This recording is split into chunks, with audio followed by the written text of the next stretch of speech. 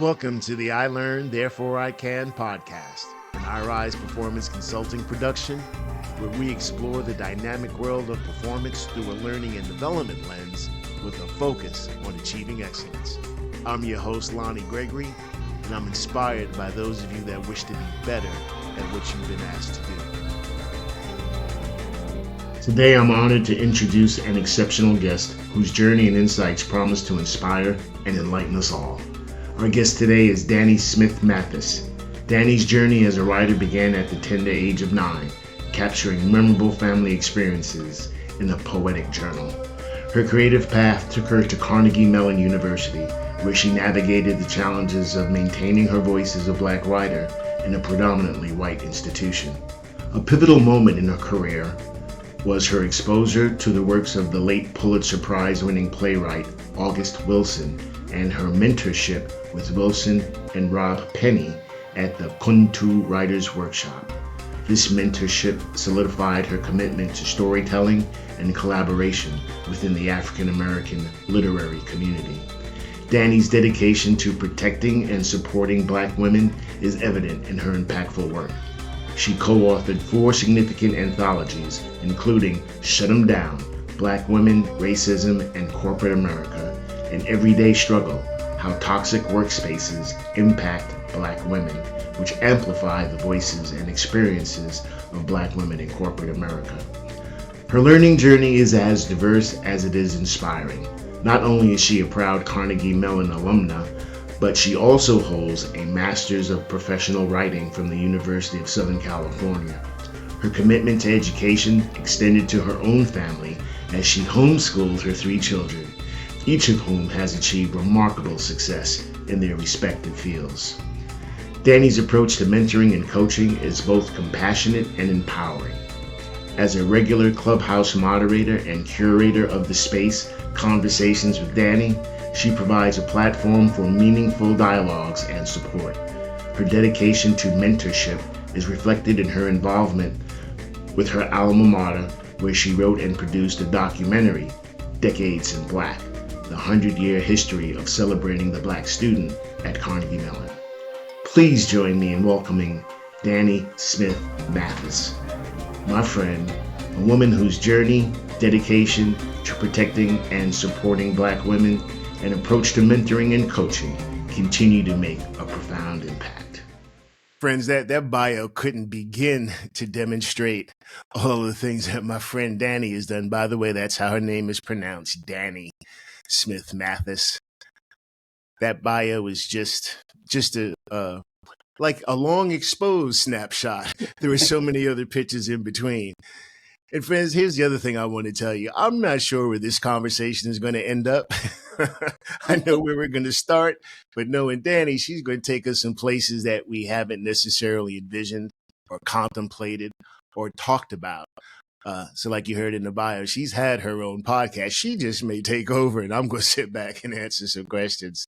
But I just want to set you up for a fun couple of minutes, friends, with my good friend, Danny Smith Mathis. Danny, how you doing today? All right, Lonnie. So good to be with you again, reconnecting. Great. Just great. It is. You know, we go back literally a long way, back to those defense contractor days. 15 years almost. Yeah. That's right. We thought we were doing grand things for grand reasons, and some of it was true. We actually did accomplish some cool stuff. Yeah. I know you did. So that's an interesting shirt you're wearing right there, Danny. ProtectBlackWomen.com or no it's dot com? Just Protect Black Women. We don't need a .com. We just need a .do it. How'd you get that T-shirt? What's up with that?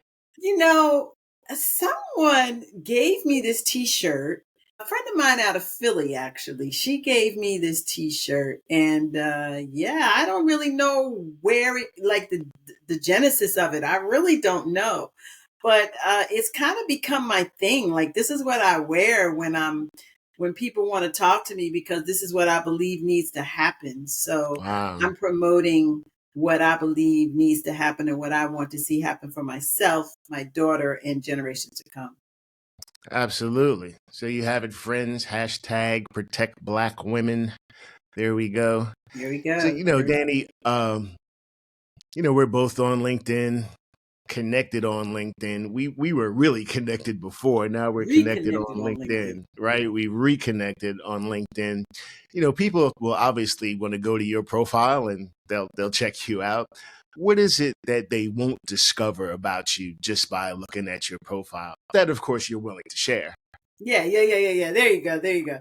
So at the core of me, I am a person that loves when things go around a track fast.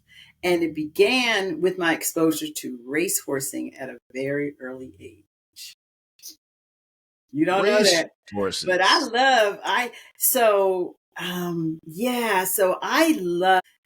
love competition.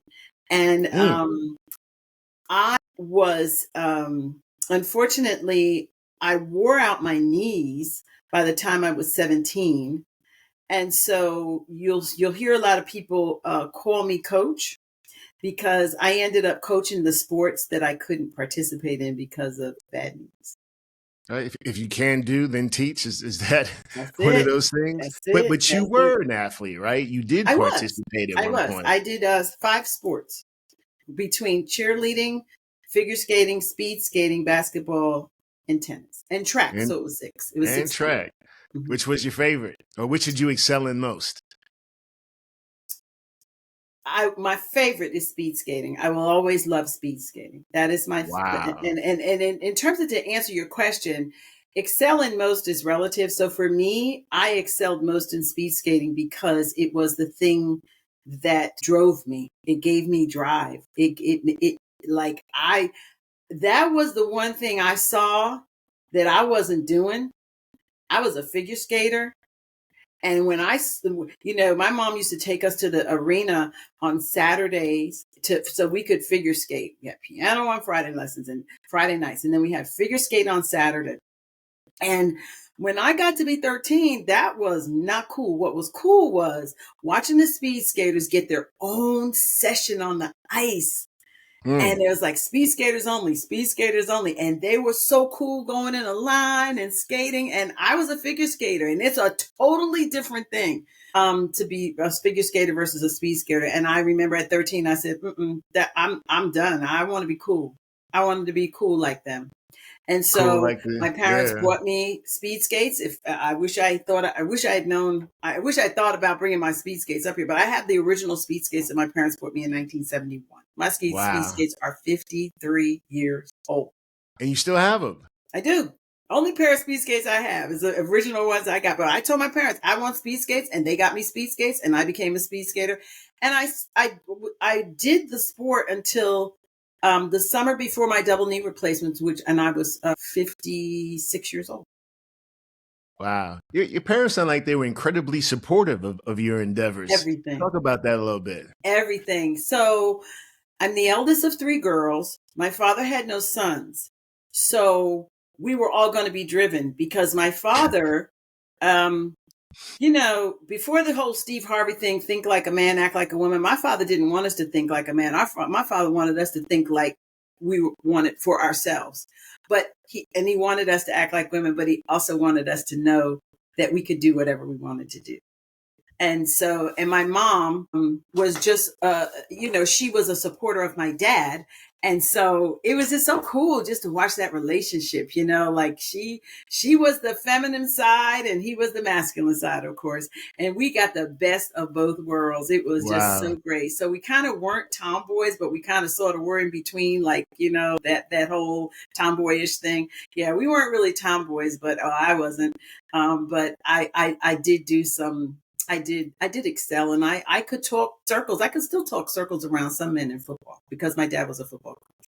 How about that? Yeah, I saw that real cool. Well, everyone's seen that real cool picture of you in your San Francisco 49er outfit. Now, I'm going to forgive you for that because, me and you were cool. Yeah, it's all good.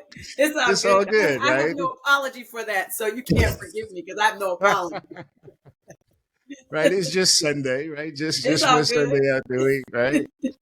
I got to get mine in because I'm a Giants fan. I got nothing to talk about. Okay, okay, all right. It's all good. It's all good. They in Jersey, though. Other I'm than a hope, Jersey girl, so I'm okay right? with that. I'm okay with that. So somebody got to root for the Giants. Right. But I also know, of course, that we shared in your bio, you're an author, and Mhm. there were people certainly that were rooting with you and for you and because of you, while you contributed to what, 4 books or 3 books? Four. So far, I think it's four so far. I've been contributing to four in the process of writing my own solo. Finally, Yeah. I ordered one of them. Unfortunately, yeah, it I hadn't got showed you. up I in got you. time. I got you. I put a Yeah, little it extra didn't in there get for here you in too. time. I was hoping, get a few tidbits in there so I could pick at you about it. But we also know, again, from your profile that you are a professional writer, proofreader, editor, and all of that.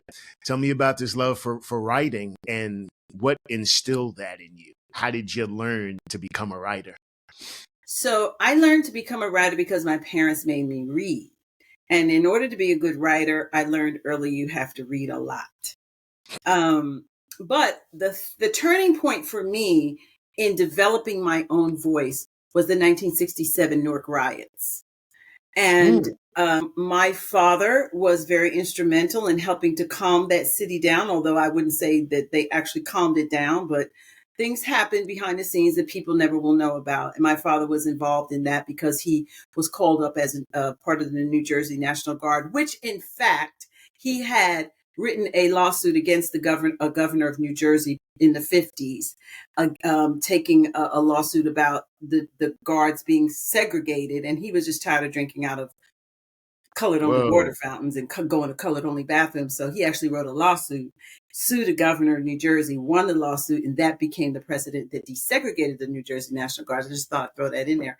But when he and my godfather, who was actually an attorney for one of the Black Panthers, they got together and they helped to move that riot through the city, and eventually, after the city was basically destroyed, calmed it down. Mm, Dealt with the aftermath of it. But yeah, they were moving and shaking, and so my dad became the first African American to become president of any college or university in the state of New Jersey. Which was Essex County College in Newark, which was 4 years after the riots. And so right. he really was instrumental in building that college, taking it from a 13-story dilapidated building down near Penn Station in Newark to a $1.4 million megastructure right down the street from Rutgers in New Jersey Institute of Technology. So dad was always brought home yearbooks. And those yearbooks were filled with poetry and Black poets. And Mm, some of those Black poets were like Amiri Baraka, who at the time was Leroy Jones. And then they would put poems in there from Nikki Giovanni. So I learned about a movement and my own voice by reading those poets and their experience with riots in the civil rights movement. wow. Okay, so you were inspired to write, that had to write, needed to write, wanted to write. Yeah, yeah. And I wrote out of pain. I wrote a lot out of pain. The books that I've co-authored have been written out of pain because prior to at that time, and from the time I was 9 up until the time I dealt with this systemic racism in corporate America, I was writing out of pain. And so writing for me was the process of learning how to stay sane in insane situations. Yeah. So, not to put you on the spot, though, that is my function here on this podcast. You Is got there it. I'm is there good. any you good? Are you I'm good? good. Yeah. Is Go is there ahead. any Go for particular it. experience?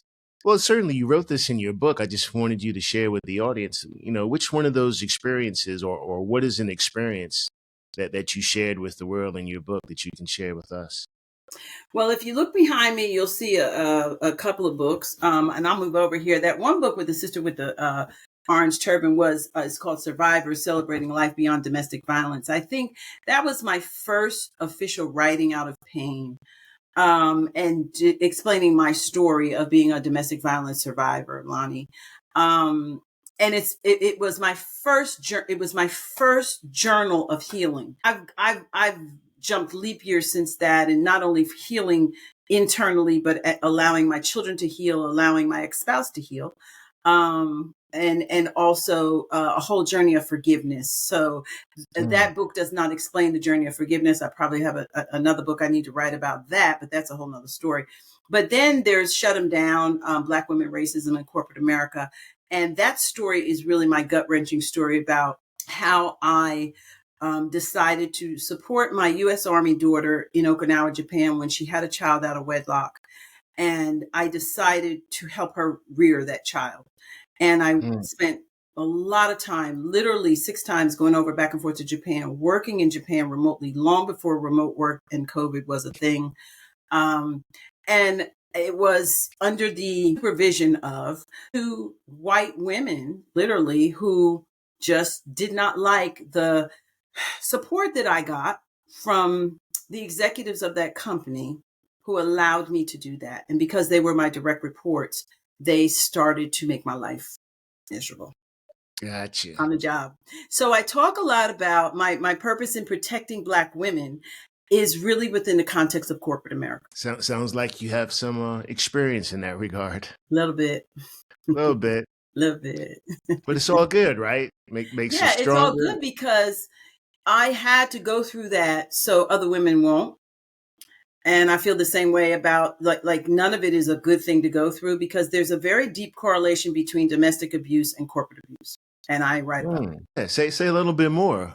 So, I mean, it's really all about control, gaslighting, and this issue of superiority. And not wanting to hear a strong person's voice. So in the context of a relationship between, in my case, a man and a woman who were married, domestic abuse, it really, the common denominator for domestic abuse and corporate abuse is that the person who is abusing is very intimidated by the person they abuse.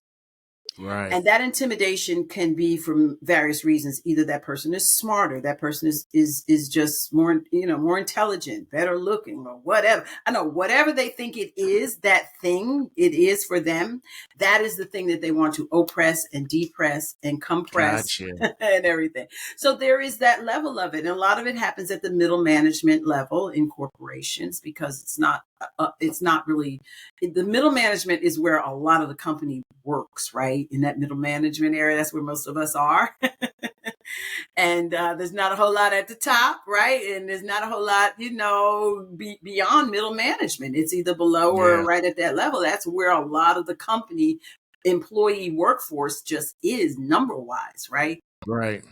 So a lot of the dynamics go on, particularly in that middle management area, where people are vying for promotions and, exposure and all the mentorship and all the things that go on in corporate America. They're trying to get that exposure. And so they want to get that at the expense of other people so that they can move forward. It's just the crabs in the basket kind of thing, Anyway.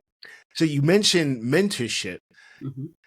Tell us about the mentorship, you received, participated in, derived benefit from as you were going on. And then tell us about your current mentorship and how you got into that, raising your children. This is fascinating, friends. You got to hear this. So, mentorship for me is not the traditional concept that people have. You have someone that's older, or you have someone that's, in a position that is higher than you, and they bring you up, and then the mentoring is done. That's not what mentorship is for me. Life mentors. I really believe life mentors. That's the name of my book coming out, Life Mentors. And I've had a lot of people in my life who have mentored me, but the biggest mentor for me has been life. And I think if people start realizing that they'll take a different stance on their ability to do things, because you don't necessarily always need someone to bring to teach you. Life can teach you if you're willing to learn the lessons, right? And not only learn them, but to apply the good parts of the lessons that you learn, and to try to get away from the difficulties. But at the same time, people are put into our paths to bring us along, and to help us be the best versions of ourselves that we can be, right? And so I was very, very blessed to have parents that started that with me. I was blessed to have a family dynamic that back in the 50s and the 60s was the core of mentorship. It was the people who are now my ancestors, the people that went before, that came along and reared me, were my true mentors. But they mentored me to such a degree because they understood that I was not an assignment for them given from God. I was a matter of stewardship. And so I have a purpose in life that not all parents can tap into what they should be doing with their children, because sometimes they just don't have the resources or the understanding of any of that, right? Or even more so, the time to figure it out, because they're too busy working. And they're too busy trying to just put food on the table and keep a roof over everybody's head, or send children to school and have the life that they didn't have. And my parents did all of that. I never knew growing up that, my father lived from paycheck to paycheck. I didn't feel that. I never felt that. I felt like I had a rich life, not necessarily monetarily, but like I never went without. Right. But I have had the opportunity, and it will come out in my book, so I don't want to preempt it too much, but I had the opportunity of being exposed to people who were there for me, and those became my mentors. And I had the opportunity of being there for others, and I became their mentor. So I think there's a thing called mentoring up, which means, like you bring somebody up, and I think there's mentoring down. And I think that some of our young people can actually go both ways, where young people can mentor older people and old people mentor younger people. That's where I'm really going with mentorship. I've learned a lot from young people, including my own 3 children. About that. I had and I'll say it that way, I had a wonderful mentor. Met her way back when I was in the Navy. Can you imagine? I had hair and it was black. Can't imagine. Can't imagine, right? No. Reverend Cheryl McNeil. She passed away a few years ago. I spoke at her funeral. And what was interesting, her celebration. Spoke at her life celebration. Don't like that word, funeral. And one of the themes that the pastor spoke about was, her being on an assignment. She had fulfilled her assignment. And I had prepared remarks, but then I realized what he said was more applicable and appropriate to me. As it seems, I was her assignment. For some reason, the universe decided to put us two together. Me, this young man, still in the Navy, trying to decide what life is supposed to look like. I was at a part-time job selling Success Motivation Institute goal-setting programs. That's because I wanted to do the workshops. And tried to sell her a program. She gave me the riot act, but she bought a program, and then she said, "I need you to talk to me. We gonna figure out how you can do better than what you did." She was old Southern North Carolina lady. My heart, and she helped grow me up. Gave me some of the best advice of my life. Listened to me and scolded me, right? And when I turned 50, she called me. Happy birthday. She said, "Look, I need to tell you about something." I said, "What's the matter?" She said, "You're 50 now." I said, "Yes, ma'am." She says, "Be careful. When a black man turns 50, he starts to lose control of his tongue. and that can be dangerous at work. So be careful what you say, how you say it, and when you say it. Not that you can't say it. You just got to be careful about it." And of course, I didn't listen. You know that, right? I didn't know that, Lonney. Tell us the story. Tell us the story. No, I got to go on somebody else's podcast and tell us. Okay, I'll have you on mine then. Thank you. Right, but the point is, mentoring improves lives. You've been listening to I Learn, Therefore I Can, an I Rise Performance Consulting podcast. We'll be right back. Welcome back to the conversation. Let's pick up where we left off. We're 15 minutes away from being better at what mentoring improves lives. And I'm grateful for my mentor, and I'm sure your mentees are grateful for you. But Diane, you also have done something incredibly interesting. You homeschooled your children. Yeah, I did. I did. Yeah. You ready for that part? Yeah, 15 years. 15 years from 1990 to 2005. Mm. I had 3 children. They were stair steps. When I started homeschooling my eldest, my daughter was 3. My second son was 2, and I was nursing the other one. Wow. And I was not planning to homeschool my children. I was not homeschooled. My parents were educators. They were teachers in public schools. We had gone to parochial schools. We had gone to private schools. And we had gone to public schools in high school. We went to public school. I went to public school in high school, in my 10th grade to 12th grade.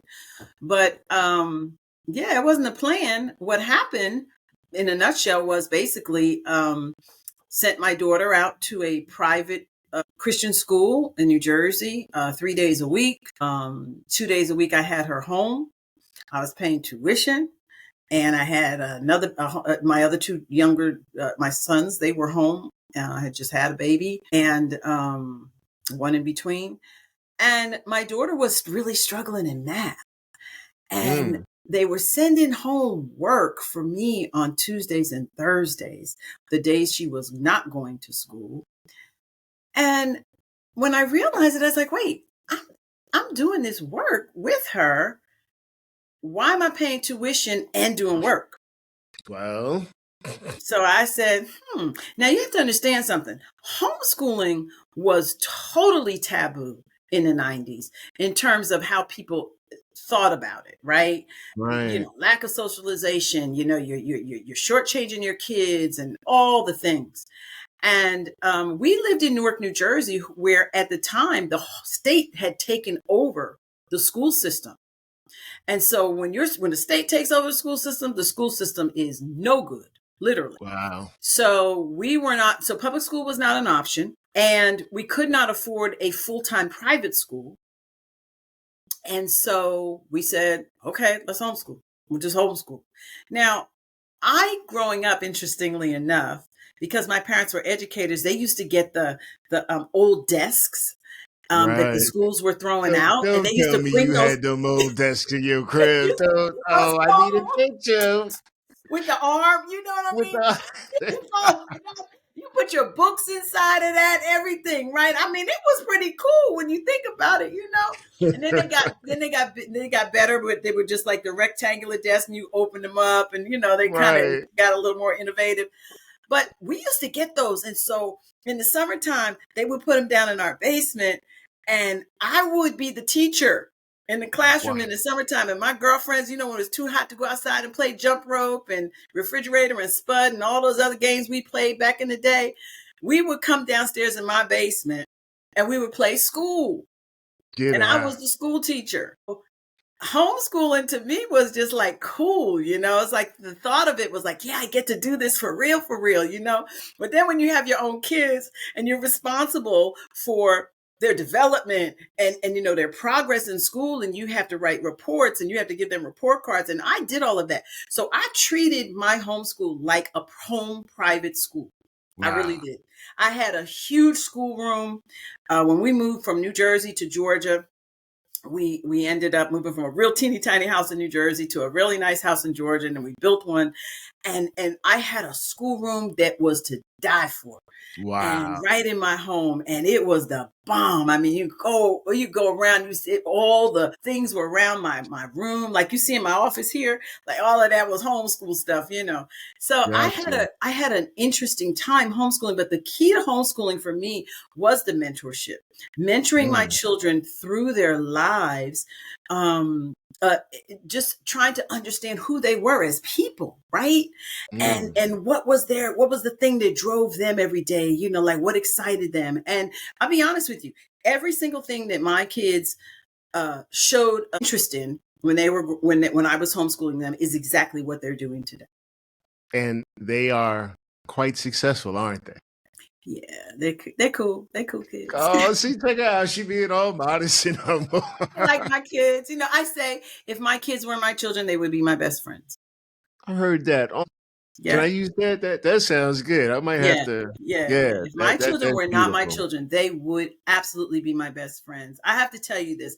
My son, my baby son, is a travel nurse. He's 30 some odd years old. I think he's 34 now. Maybe not that old. But 30, yeah, he's 33. And he just took a travel nurse job an hour north, an hour west of me in Richmond, Virginia. I live in the Hampton Roads area. And he lives in the Florida, the Tampa St. Pete area. And he said, Mom, I'm going to take a travel nurse job because he's a neuro ICU nurse. And he has Yeah. a BSN and an RN, in nursing. And he came up here. I'm going to tell you, that boy stayed with me for 3 months, and he was the best roommate I ever had. Like, how cool is Wow. it? Like, oh, yeah, he's 33, because we were saying, I said, right now, I'm exactly twice his age. I'm 66. He's 33. And I said to him, man, you are the best roommate I ever had. We had so much fun together. How cool is it that your son That's can come home at 33, chill with his mom for 3 months, never an argument, never any problems. We just kicked it with each other. Totally respectful young man. And I wow. enjoyed him a lot. How cool. Mhm. Friends, just let that sink in for a moment. Those of you who may not have had that type of experience, Yes. that's powerful. That's dope. Now, Danny, I know you've taken this mentorship beyond your children and your family, and you've extended that to be quite a successful coach, an athletic coach. Mhm. Share some of those stories. Friends, we could be here all night long if we're going to get into all of Danny's stories, but I know we got to isolate some of those. But Yeah. seriously, though, about this art and practice and discipline of mentoring Yeah. and So, mentorship. yeah, so behind me, you'll see some things on my wall here that are track and field related. it, everything, every new beginning comes from some other beginning's end. Mm. And the beginning of my track program, and by the way, I didn't make that up. There's a group. There's a group called, I don't remember what the name of the group is called, but anyway, the song is Seismic. Anyway, my father, who I spoke about earlier, when he became the first Black person to become president of any college or university in the state of New Jersey, was a little community college called Essex County College. Essex County College in 1972 produced the most Olympians of any college or university. They produced the kids. They sent the most kids from their school to go to the Olympics in 1972. No kidding. They ran in the Penn relays. They were stopped from running in the Penn relays because they were a community college. But anyone that knew my dad knew that wasn't going to happen because they had the best sprint medley relay team. So my father actually took an injunction out on the NCAA. Pops wasn't playing. He was no He wasn't joke. playing. He took an injunction out. He stopped those relays. They voted to let Essex County College run, and they not only did they run, but they broke the sprint medley relay record at those Penn relays that year. I Wow. say all that to say that when my father passed away, it was a big deal. In New Jersey, it was a big deal. And there was an article written on him. And I found this out reading the obituary in that article. That's how I found that out. I Oh. didn't know that at the time. And what the article mentioned was not only the sequence of those events, but they called my father an outspoken pioneer. Mm. So because my children were homeschooled, they were not involved in athletics, right? Formally involved in school athletics. But my children did have to run a mile in less than 6 minutes. I know y'all think that's crazy, but it is the truth. You could call any of my children up and they'll tell it to you. It's the truth. I was training them to run a mile in less than 6 minutes. We lived Mhm. right down the street where we could walk to a track in the morning. So we walked there in the morning. Then they came back, they got dressed, they had breakfast, and then they could come. They came, got dressed, and then they could come to the breakfast table. They couldn't come to my breakfast table unless you had showered and gotten dressed for school. All right. And so, but during that time, we were running. We were running track and field, just the four of us, really. I was coaching the three of them. And one day, a man saw us at the track and said, "You should bring your kids out to the rec program." So I did. And then shortly after that, spring break happened that year. And the coach that they were under never returned after spring break. And we were like, yo, where's the coach? So Danny became the Universe coach. moving on your behalf. I became the coach, but not only did I become the coach. Okay, let me tell you a real story. You got to listen to this. I know we got time, but We got anyway, plenty of time. okay, we got time. got all I time have to we tell need. this story because this really tells you who I am, really. So I became the coach of the rec team. There's another family, my family. There were two other families in my family. So the other two dads that were out there became the assistant coaches. I was the head coach, and we had this little rec team. So I was training these kids to run track and field, like to compete. Well, when we got down to the Georgia Recreation Park and Association Championships in good old Augusta, Georgia, I was going to say something else, but good old Augusta, Georgia. We'll leave it at good old Yeah, Augusta, good old Georgia. Augusta, Okay. Georgia. Oh my Okay. God.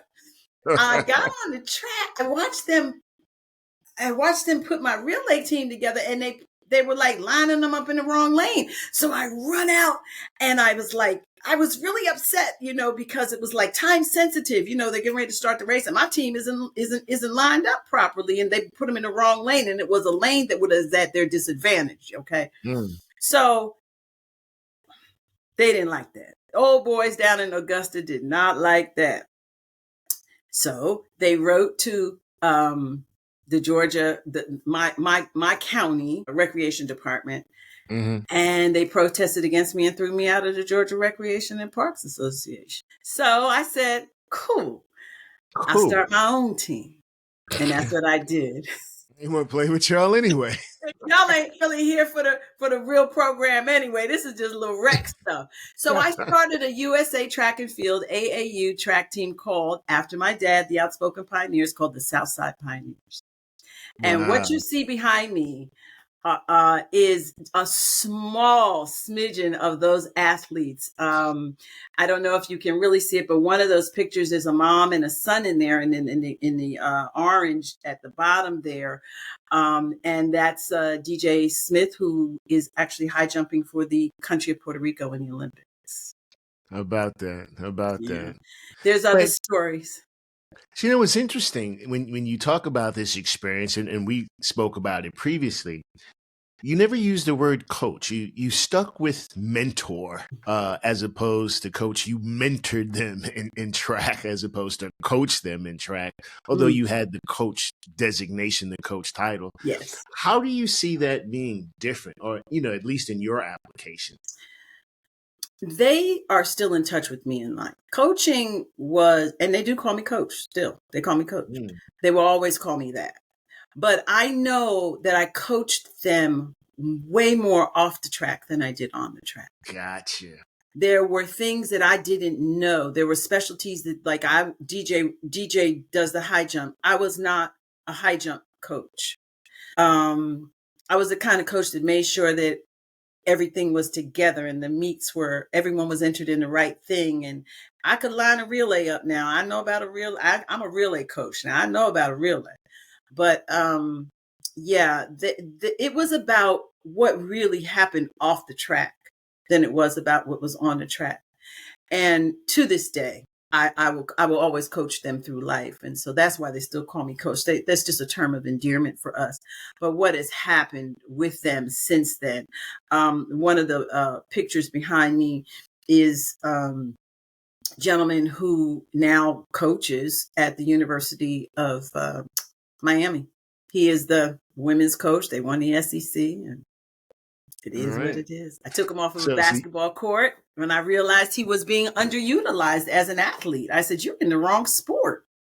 Come run some track and field. Let me help you out." And so I'm not a person that likes elite athletes. I like to make elite athletes, but I like to develop. So our team was a developmental team, and I've developed quite a few athletes.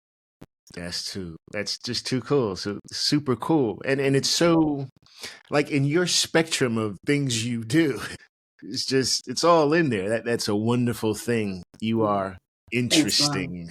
Thanks. Very, very interesting. Thank you. So in keeping with the theme of this broadcast, I'd like to ask you this. Tell us what you have learned. Therefore, you can go do something, right? So I learned this, therefore I do that. What would be that combination of things for you? I It's so interesting you asked this. Yesterday, I was going through a bunch of pictures. I have a bin of pictures, and I'm trying to organize my entire life of photographs that I've ever taken or have been ever taken of me or my children. And I found a letter from a former student of mine. My dad, where he was president of a college, he actually resigned, gave himself tenure, and then he and I both shared an office, and we taught in the English department together. So Amazing. yeah, like it's just Hey, a normal life. wait a Just second. wasn't a normal life. I don't know what to tell you. Friends, did you see how she snuck that fact in there? Right, oh yeah, by the way, I shared an office with my dad at the Right? college and we taught I English really did. together. I really did. Okay. Anyway. So I was teaching at Essex County College, and I was teaching English. I saw 3 letters from this one student telling me how I changed his life because I concentrated on teaching, not grading. So I learned that in order to teach, I have to stay teachable, and therefore I will always be able to teach and mentor. See, this is why I'm doing this show. Because I know there's magic out there, and I know there's magic in people like you, and I know there's magic in you. That was powerful. I'm glad we got that recorded so we can use that and reuse that. That is powerful. Yes. Yeah. So how did you feel when you read that letter? What did that do? I read that, and as I was reading that, I was also reading letters that my children wrote me when they were being homeschooled about what a good teacher I was. I said, there must be some truth to this because my own kids are saying so. So I have this letter that my kids wrote me yesterday, that I read yesterday, that my kids wrote me, said, and it was like a conspiracy that all 3 of them got together and they wrote this letter, and they said, no, it was the boys. That's what it was, because my daughter, I guess, it was my sons, because it was signed by James and David, and they said, Mom, we know you are a good teacher and you know what's best for us, but we do not want to go out to school. When your children don't want to leave home and go to school, that to me says a lot. I didn't even know that. I don't remember getting that letter in the moment when they were. Right. And I looked at what year it was, and I was like, they were 6 and 5, right? 6 and 4 when that letter was written. And I was like, was it in crayon? Can you believe that? Wow, that's powerful. So I felt great because it wasn't just my college student; it was the kids that came after I even taught them. I wasn't even married when that guy that college student wrote me the letter. I had kids wait. I didn't have children immediately. So when my boys wrote me that letter, I was like, dang, this was actually fun. Like people actually liked me as a teacher. I thought it was cool. Yeah. And you've also prepared others to be mentors like yourself. Mm-hmm. Now, was that intentional, or it just kind of happened because that's how you are and who you are? No. That's not how I am and who I am. That's what true mentoring does. That's the effect of real mentoring. And so if you do it like it needs to be done, and it's different for everyone. Like every child is different. Every piece of writing is different. Everyone's why is not the same. And if you don't meet people where their why is, you will never help them to understand their how. That's the short clip right there. That's it. And so when I understand your why, or I help you to understand your why, even as equally important, if not more, because your why is what fuels you to figure out the how, right? And exactly. I may not always be there when all those whys come back to your thinking or into your heart, because here's the thing. If you are just teaching so that you can get a lesson across, that's what goes in here. But if you're teaching so that when the lesson comes across, the person can apply it, that's what happens down here. And oftentimes, not just students, not just the children that we birth or are in charge of in whatever situation, can miss those lessons learned by 13 inches, which is the distance between your head and your heart. Mm-hmm. And Preach. I don't want anybody to be, I'm not going to be responsible for that. I want to be so good in your head that it translates down into your heart in terms of the process of becoming who you should become. Because that's what my parents ultimately did with me. So I'm only giving to students and children and anyone who comes in my path what was given and how it was done for me. That's what's called passing it forward, right? That's Yep. all of that. All of Well, that. I certainly am grateful that I got to witness and understand and learn about you passing things forward. It Yes. certainly supports all the passions in my life, particularly helping people be better at what it is that they've been asked to do, help them fulfill their purpose. That's outstanding. So just one last thing, Danny.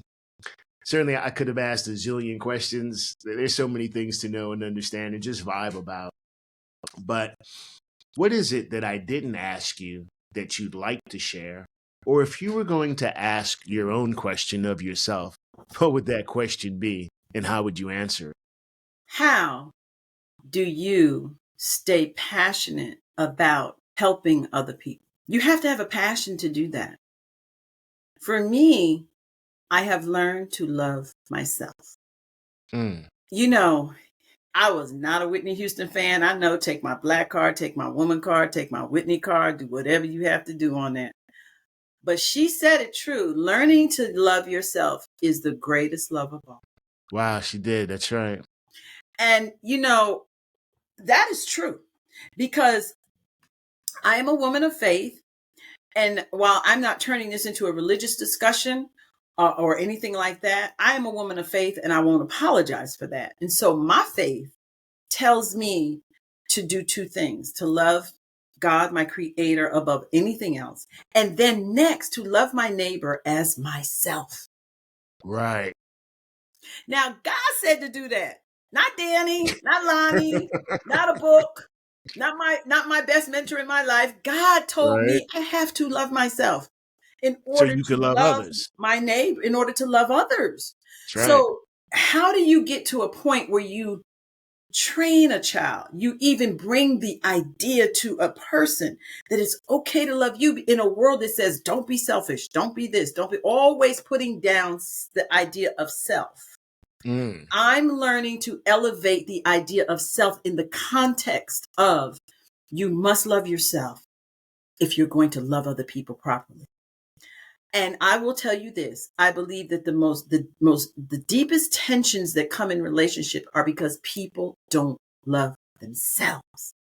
And it's Mm. because they're not in touch with who they are. And so when we hear those phrases like, oh, that person just doesn't even know who they are, I don't even know who I am, let alone teach somebody else who they are. There's a lot of truth to what happens and what's the effect of all of that.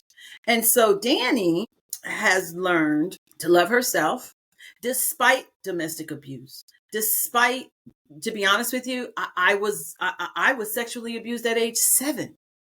Mm. And so I wrote out of a lot of that pain. And so I have had to learn to love who I am because of who I was created to be. And so to take that energy into the lives of others is a responsibility for me. Because I know what my parents did to help me get beyond so much of that trauma. And I think that a lot of the lack of self-love is deep trauma. And it doesn't have to, you don't have to go to war. You don't have to be in the Navy, the Army, or anything. I've had enough trauma in my life. I didn't have to go to war. I had enough war in my own home, And I often say that a man that loves his wife, a wife that respects her husband, children that honor their parents, that's the biggest homeland security that we could ever have. See, I tell you what you just said caused me to like settle in a little bit, like you gotta love yourself so that you can Yes, love others. that's Like right. very, very powerful. And to learn that allows you to keep the passion to continue to serve Mhm. and to mentor others Yeah. in the way that you do. How a Thank family moves on the inside is how a community will move on the outside. I bet y'all gonna make sure y'all check it every Wednesday, friends. I got them lined up. I'm so blessed to have people in my life that across my path that connect with me, reconnect with me. Like, yeah, I remember that too. Let me go talk to him. That's Danny, right. Yeah. thank you so much for Oh, joining thank me you, in this Lonnie. conversation. And by the Miss you. way, do you mind if I call you back for some more conversations? Oh, Maybe get absolutely. you on a Anytime. Anytime. right. Anytime. Whatever you think. If we need to move it on, we'll move on to something else. Yeah, absolutely. Be my Outstanding. honor. Be my pleasure. Outstanding. Thank Thank you. you. Thank you Thank so you. much. Appreciate Be it. well, my friend. Okay. Thank you, sir. Take care. That was good. Okay. As long as you think it I was good. think so. All right I think now. so. Yeah. That concludes this episode of I Learn, Therefore I Can, an iRise Consulting Performance podcast. I don't know about you, but I'm feeling better about being better at what I was asked to do. Thanks for joining. Thanks for listening. And thanks for learning. Because learning matters and performance counts. Be well.